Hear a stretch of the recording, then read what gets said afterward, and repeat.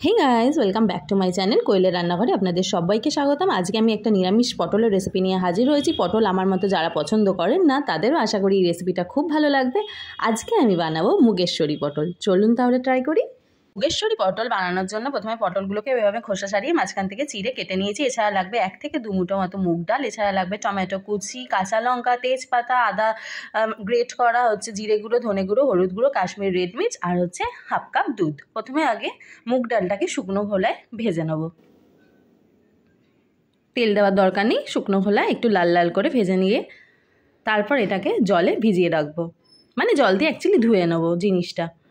এরপর পটলগুলোকে নুন হলুদ ভালো করে মাখিয়ে নেব। ভালো করে মাখিয়ে নেওয়ার পর পটলগুলোকে ভেজে নেব।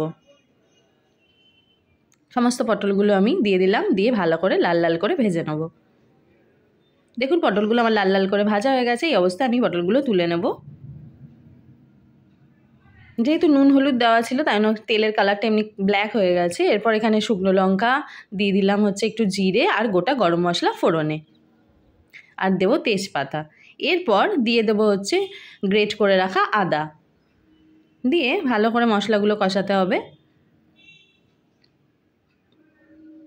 এরপর দিয়ে দেবো টমেটো কুচি। এখানে আমি 1.5খানা টমেটো নিয়েছি, কুচি করে নিয়েছি। ভালো করে মশলার সাথে মিক্সড করে নিতে হবে। এরপর দিয়ে দেবো সমস্ত গুঁড়ো মশলাগুলো এক এক করে। প্রথমে দিয়ে দেবো হলুদ গুঁড়ো, ধনে গুঁড়ো, জিরে গুঁড়ো আর কাশ্মীরি রেড মির্চ।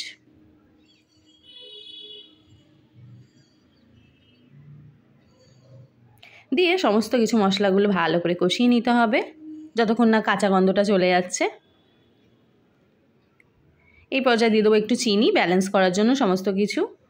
এরপর ভিজিয়ে রাখা ডালটা এই অবস্থায় দিয়ে দেবো, দিয়ে ভালো করে সমস্ত মশলার সাথে ব্যাপারটাকে কষিয়ে নিতে হবে। এই অবস্থায় আমি দিয়ে দিলাম জল। ডালটাকে সেদ্ধ করতে দিতে হবে, পুরোপুরি সেদ্ধ করার দরকার নেই। দিয়ে সেদ্ধ করে নিয়ে ফিরে এলাম। দেখুন ভালোভাবে এটা মোটামুটি সেদ্ধ হয়েছে, একটু চাওয়া চাওয়া থাকবে, ব্যাপারটা পুরো গলিয়ে দিলে চলবে না। এই পর্যায়ে ভেজে রাখা পটলগুলো আমি অ্যাড করে দেবো, দিয়ে সমস্ত কিছু ভালো করে মিক্সড করে নেব। এই রেসিপিটা পটলের জাস্ট দারুণ হয়, গরম গরম ভাতের সাথে এত সুস্বাদু লাগে, জাস্ট একবার ট্রাই করবেন। এরপর স্বাদ মতো দিয়ে দিলাম লবণ, দিয়ে দিলাম আরেকটু চিনি। নিরামিষ রান্না যেহেতু একটু চিনি লাগেই।